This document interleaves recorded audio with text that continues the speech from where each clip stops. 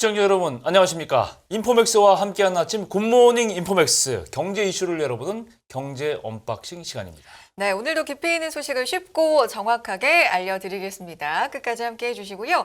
이제 내일부터 연휴가 시작되네요. 신나시죠? 그렇죠. 네, 네. 숨길 수가 없죠. 하지만 방송 그렇죠. 계속해야 됩니다. 맞아요. 네. 네. 이번 연휴가 좀 특별하죠. 네. 그죠. 이 코로나 확산도 이제 네. 지난 2년 동안 친척들을 못 만났는데 맞아요. 만날 수 있을 가능성이 높아졌고요. 네. 분위기가 좀 풀어졌죠. 맞습니다. 하지만 방역에는 계속 신경을 써야 됩니다. 근데 이제 친척들이 명절에 모이다 보면 그전에는 꼭 저한테 물어봐요. 뭐라고요? 올해 너 뭐 샀니? 주식은 뭐가 좋니? 아, 근데 사실 경제방송을 하고 경제기자를 해왔지만 네. 사실 어려운 질문이거든요. 맞습니다. 진짜. 저 완전 공감해요. 네. 저한테도 있으시죠? 진짜. 그럼요. 네. 저한테도 뭐 결혼 언제 하니 다음으로 아. 지금 무슨 주식이 예. 좋니가 경제방송을 좀 오래 하다 보니까 많이 정말 듣는 질문인데 그럴 네. 때마다 계좌를 좀 보여드릴 수도 없고 약간 답답한. 계좌가 좀 성적이 안 좋은가 보죠. 그러니까요. 많이 안 좋습니다. 네, 그런 그렇군요. 마음인데. 네.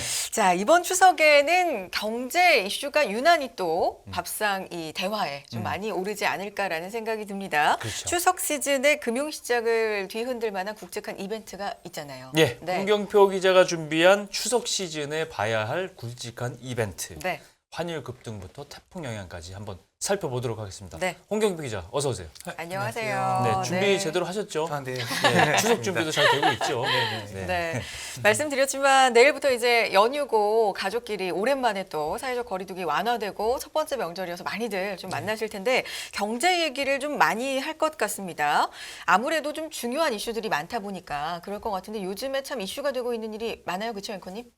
예. 네. 어떤 메뉴들이 있냐면 일단 메뉴가 아니라 이슈들이라고 하면 달러 환율을 그렇죠. 떠올리지 않을 수가 맞습니다. 없죠. 네. 오늘 어제 종가가 1,380원대가 넘었죠. 맞습니다. 예, 달러 환율이 벌써 이렇게 1,400원대 가까워오고 있습니다. 네. 예. 여기다 이제 태풍 후유증 때문에 물가 상승 압력까지 커져서 이게 복합적으로 작용하면 네. 굉장히 메모드급 파장이 있을 수 있다. 이게 네. 전문가들이 우려하는 포인트인데 네. 일단 이거 먼저 얘기를 좀 해주시죠. 네.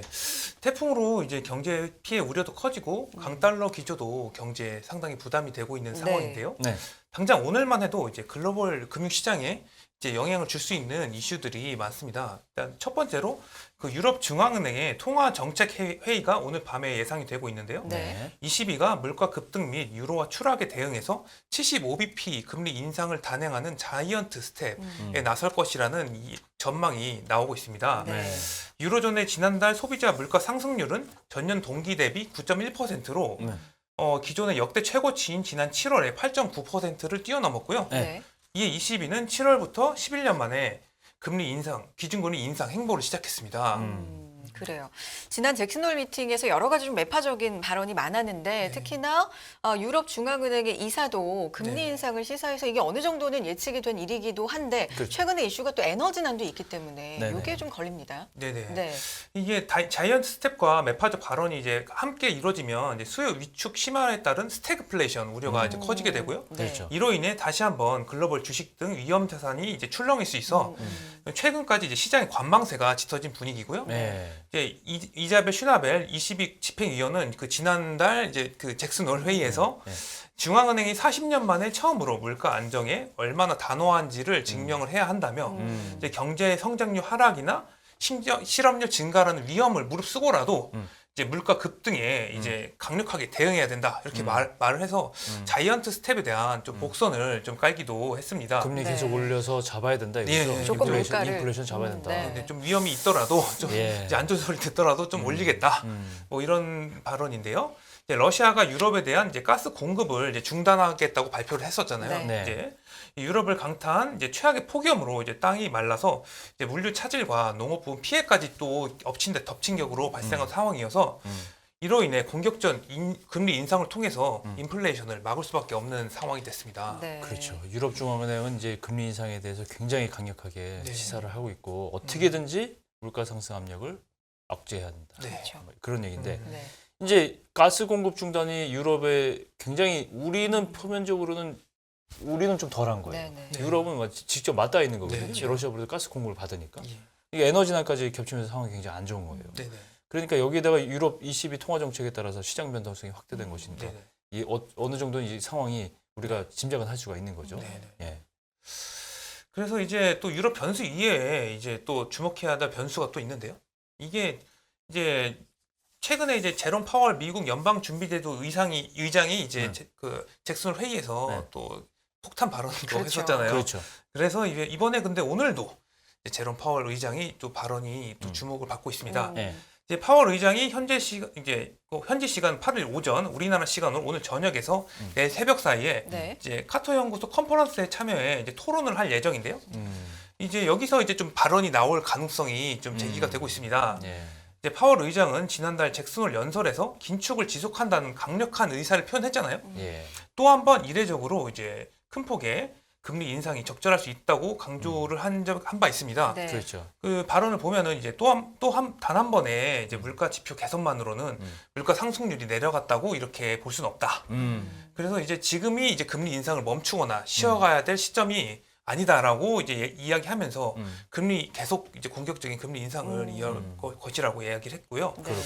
그 이 같은 파월의 강경 발언에 이제 잭스론 연설 이후에 글로벌 금융 시장이 출렁이면서 뭐 그 발언 이후에 일주일 동안 6,800조 원에 달하는 시총이 그러게요. 감소했다. 어. 뭐 이런 뉴스가 나오기도 했습니다. 네. 이제 파월이 일관적인 정책을 펼치겠다고 공언한 상황에서 네. 이번에 컨퍼런스에서 또 다시 매파 발언이 나올 경우에 네. 이제 금융시장이 또 한 번 또 출렁일 수 있는 가능성이 높아진 상황입니다. 그렇죠. 우리가 흔히 파월의 입에 주목한다 이런 그렇죠. 어떤 제목들을 많이 보는데 그야말로 전 세계 금융시장이 파월의 입만 지금 예. 보고 있는 상황인 것 같아요. 네. 잭슨홀 미팅에서 생각보다 굉장히 강경한 매파적인 발언이 나오면서 네. 말씀하신 것처럼 글로벌 시장에서 7천조 원이 증발한 상황이거든요. 우리 네. 시장도 뭐 마찬가지로 안 좋지만 그렇죠. 그러니까 한마디에 지금 주목할 수밖에 없다라는 거죠.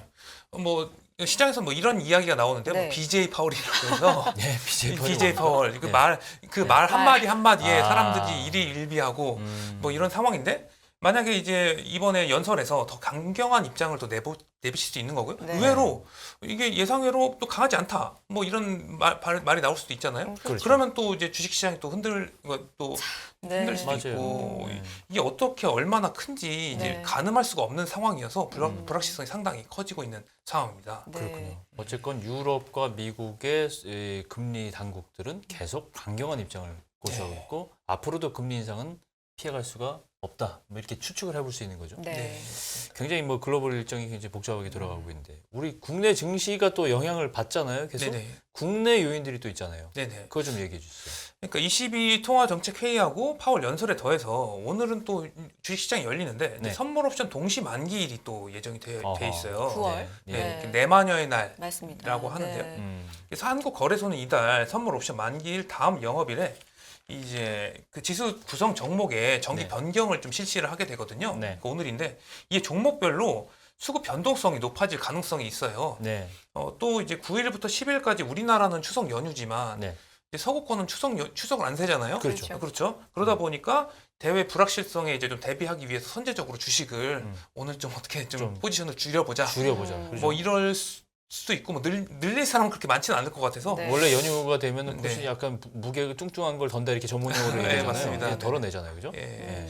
그래서 이제 그 공급이 좀 축소될 수 있어서 네. 네, 거래 부진 현상도 나타날 수 있습니다. 그렇군요. 그래요. 연휴를 앞두고 뭐 팔고 간다. 불확실성이 좀 크기 때문에 네. 이런 얘기는 좀 있습니다만 최근 상황은 그야말로 불확실성이 정말 산재해 있는 상황이기 때문에 조금 더 그런 상황이 있지 않을까라는 생각이 들고요. 하필 네. 또 말씀하신 것처럼 선물 옵션 동시 만기를 겹쳤습니다. 네. 네. 자, 그 다음에 연휴 기간 동안에 우리가 주목해야 될 이슈는 그렇고 네. 명절 끝난 연휴가 네. 끝난 다음에도 중요한 이슈가 또 있죠. 예. 네. 그 대체 공휴일이 끝난 13일, 이제 네. 추석 연휴가 끝난 13일 경에 미국 8월 소비자 물가지수 CPI가 또 아. 발표가 예정이 돼 있고요. 네, 네. 네. 예상보다 CPI가 높게 나올 경우에 네. 이제 금리 인상에 따른 긴축 우려가 더욱 더 커질 수도 있고요. 네. 또 뭐 완전 빅 이벤트가 있죠. 이달 20일과 21일 이제 연방 공개 시장위원회 FOMC가 네. 대기하고 있습니다. 이건 네. 좀 뒤인데요. FOMC에서는 다들 아시다시피 이제 기준금리를 결정하는데 네. 시장에서는 금리 인상을 지속하겠으나 그 폭을 뭐 조절할 가능성을 또 나오고 있어요. 이제 네. 고용 지표가 증가세를 이어갔지만 네. 실업률이 최근에 좀 오른 만큼에 이제 연준이 75bp 금리 인상을 단행하기는 좀 어려울 것이다. 뭐 이런 뭐 분석도 있는데요. 네. 최근에 근데 연준이 매파 기조를 유지하는 상황이기 때문에 네. 75bp로 이제 인상하겠다 이런 예상이 또 그렇죠. 최근에 또 그 아주 여론 없지는 않죠. 네. 네, 또 네. 여론 조사를 보니까 그 한 2, 3일 전까지는 50bp 인상할 가능성이 높다 이랬는데 또 어떤 최근 나온 기사를 보니까 75bp를 올릴 가능성이 한 75% 된다. 폴 어. 조사가 나왔어요 네. 최근에. 그래서 좀 75bp로 가는 게 아닌가 하는 좀 시장에 이제 이런 그 의견이 있어서 경계심을 늦추기엔 힘든 상황입니다. 네. 그렇군요. 미국 소비자 물가 지수가 우리가 알아봤다시피 이미 상당히 높은 기록적인 수준을 그렇죠. 기록하고 있고 네, 네. 그 얘기는 인플레이션이 심하고 물가 잡아야 되니까 빅스텝이나 자이언트 스텝으로 금리를 계속 올려서 이거를 억제해야 된다. 이렇게 당위론이 나오는 거고 네. 그렇지만 전문가들은 아니 올해 들어서 지금 기록을 보면요. 올해 초에 0.25에서 지금 2.5까지 쭉 올렸어요. 두 번이나 크게 자이언트 스텝으로 올리고 빅스텝으로 올리고 했는데 이거를 0.75%또 올린다? 아, 네. 그럼 3% 넘어가는 거예요. 이제 네. 굉장히 이제 급박한 상황인 걸 그렇죠. 보여주는 거예요. 예. 맞습니다. 굉장히 다급해진 거죠. 이제 물가 상승이 맞습니다. 너무 심하니까. 네. 근데 이제 소비자 물가 지수가 이번에 8월 건가요? 예, 네. 8월께 나오면 이거가 이제 좀 시금석이 될 수가 있는 거죠. 네. 그렇죠. 예, 그런 얘기잖아요. 그죠? 네, 네, 맞습니다. 추이가 달라질 수가 있다는 얘기죠. 예, 예. 굉장히 중요한 포인트입니다. 이게. 진짜. 예. 9.1% 나왔을 때 깜짝 놀랐다가 네. 8.5%로 나왔을 때는 조금 안심을 했는데 이번에 정말 중요할 것 같아요. 예, 이번에 소비자 네. 물가 지수가 나오는 걸 좀 맞습니다. 주목을 해봐야 될 것 같습니다. 주목을 해봐야 될 것 네. 같고요. 자, 또 하나 짚어볼 게 환율입니다. 이 원달러 환율 도대체가 아유. 천정이 어딘지 모르고 지금 치솟고 있는 상황이거든요. 어제 종가가 1,380원 그러니까요. 중반대였어요. 네, 음. 네. 그죠? 그렇죠. 예. 네. 전문가들도 이게 지금 좀 비정상적인 것 같다. 예. 이렇게 말을 하고 있는 상황이거든요. 저는 개인적으로도 환율이. 1,400원 얘기했을 때 1,400원 힘들 것 같은데 근데 거의 왔어요. 그러니까요. 네, 네, 네. 10원 남았습니다. 거의 뭐 예. 목전에 두고 있습니다. 이 얘기 좀 해볼까요? 예, 그러니까 지금 이제 1,380원을 돌파하면서 이게 금융위기 이후 처음이거든요. 연고점을 갱신한 거죠. 네네. 그렇죠. 그러니까 정확하게는 2009년 4월 1일 금융위기 한창 이때 당시 이후에 13년 5개월 만에 처음으로 있는 일입니다. 네.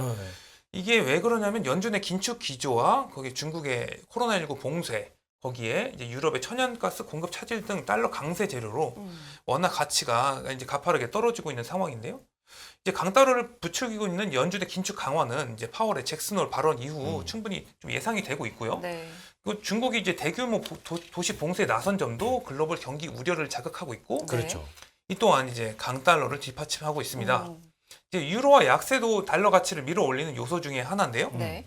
이제 우크라이나 전쟁 이후 유럽 연합 국가들과 갈등을 겪고 있는 러시아는 최근에 이제 가스관을 이제 끊어버린 거 사실상. 그렇죠. 네, 네. 끊어버렸는데 네.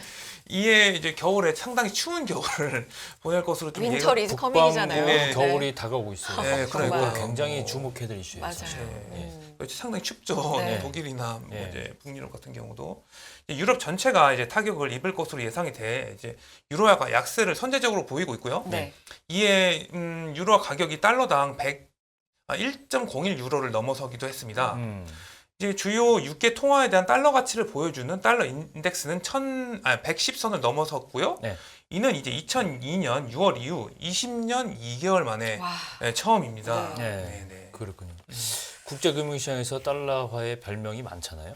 요즘은 킹달러, 그러니까 네네. 킹탈. 가달러가 안 될까 싶은데 아. 거의 이제 네, 갓달러로 가달러가 될 것 같습니다. 킹을 넘어서. 그렇죠. 아이고. 달러 값이 이렇게 유례 없이 강력하게 네. 높아지고 있어요. 그렇게 네. 되면 외화 소요가 또 증가하게 되고 그만큼 부담이 커지니까 네. 또 외환 보유액에도 좀 영향이 있을 것 같은데 네. 최근에 외환 보유액이 좀 약간 뭐 줄어들었다 그런 보도가 나오던데 이 좀 얘기 좀 해주세요. 네, 이제 외환 보유고 같은 경우 우리나라에 트라우마가 있기 때문에 상당히 이제 계속 주목해야 될 이제 지표이긴 그럼요. 한데요. 우리는 이미 IMF 때 이 외환 보유액 하면 약간 놀라는 트라우마. 예, 네. 트라우마가 있어요. 있어요, 진짜. 네, 그렇죠.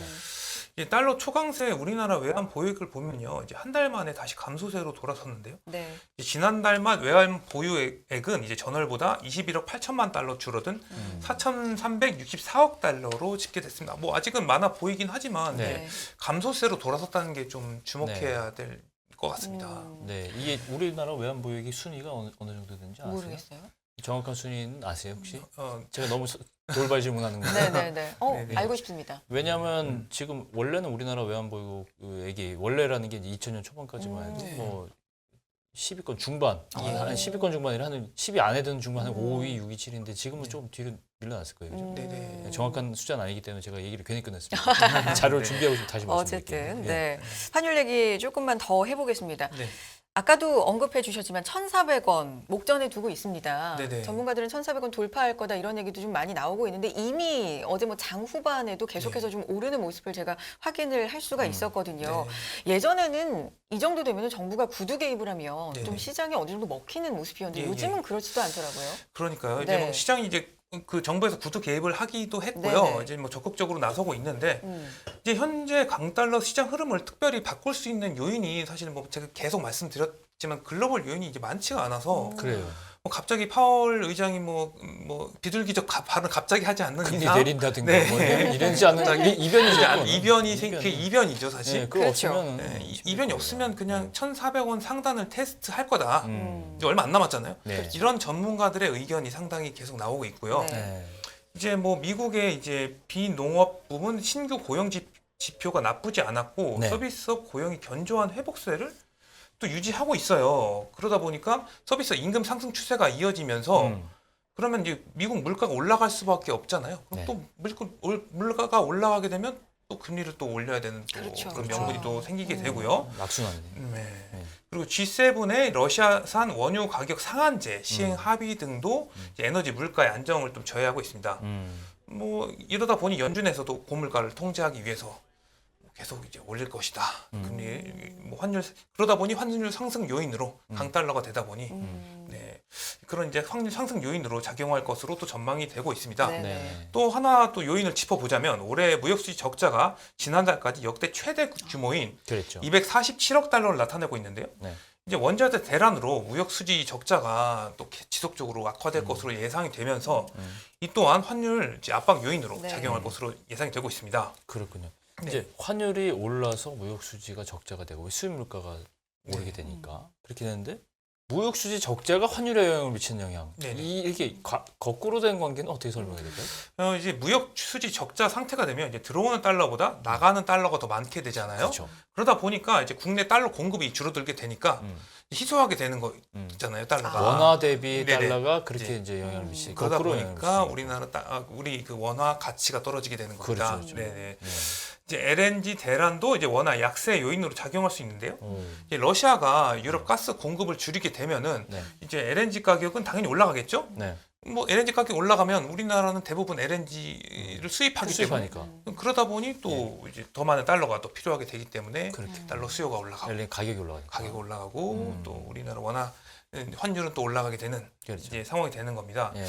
이제 우리나라 이제 한국은행도 당분간 무역수지 적자 기조가 이어질 것이라는 보고서를 최근에 내놨어요. 네. 6일날 내놨는데 이제 국제 유가가 높은 수준을 유지하는 가운데 글로벌 경기 둔화 영향이 본격화하면서 수출이 둔화하고 수입이 증가할 것이다. 뭐 이런 이유에서입니다.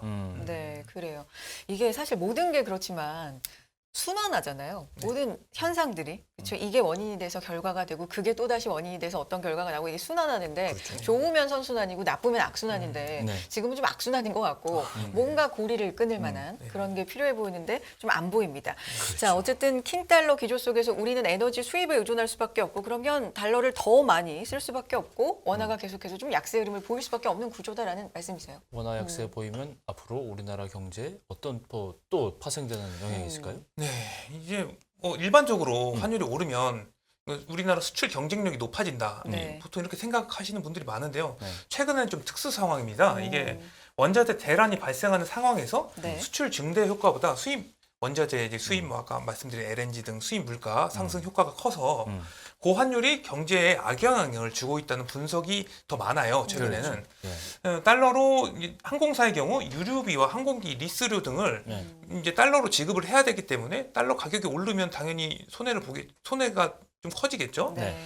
그리고 반도체 업계의 경우 뭐 물건은 좀 비싸게 팔 수 있겠지만 네. 환율 상승에 따른 투자, 최근에 대규모 투자에 또 나서지 않았습니까? 그렇죠. 예. 그러다 보니 투자 비용이 증가하게 되고 예. 이제 배터리와 자동차 업계 같은 경우는 음.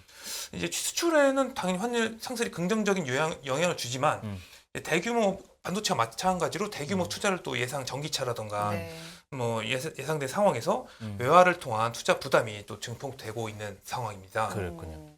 이 추석 연휴를 앞두고 가족끼리 친척끼리 만났을 때 이번 연휴에 나눌 수 있는 경제 이야기 중심으로 우리가 나눠보고 있는데 이 이야기 진짜 빠지지 않을 것 같아요. 왜냐하면 밥상을 두고 이제 둘러앉아서 뭘 나눠 먹을 거 아니에요. 그러면 이게 얼마인 줄 아니 요즘에 이런 얘기하면서 물가가 진짜 많이 올랐다라는 얘기 빠지지 않을 것 같은데 네, 그렇죠. 밥상 물가, 장바구니 물가로 걱정하는 분들 많은데 이 얘기 좀 해볼까요? 네. 네, 이게 추석을 앞두고 뭐 장을 보면서 이게 왜 이렇게 물가가 올랐나? 정말 비싸요. 네, 뭐 걱정하시는 분들이 많으실 텐데요. 네. 실제로 올랐습니다. 그러니까 지난달 소비자 물가지수를 보면 음. 전년 동기 대비 5.7% 상승했고요. 네.